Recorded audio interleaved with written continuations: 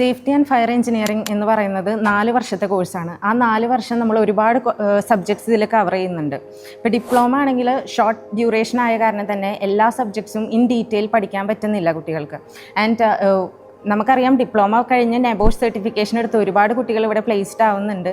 പക്ഷേ അത് ബിടെക് ഗ്രാജുവേറ്റ്സിൻ്റെ കുറവ് മൂലമാണ്. If the students take BTech in safety and fire engineering, അത് അവർക്കൊരു വലിയൊരു ജോബ് ഓപ്പർച്യൂണിറ്റിയാണ് തുറന്നു വെക്കുന്നത്. അത് നാട്ടിൽ മാത്രമല്ല ഗൾഫ് കൺട്രീസിലും കൂടിയാണ് അവർക്ക് ആ ജോബ് ഓപ്പർച്യൂണിറ്റി വരുന്നത്.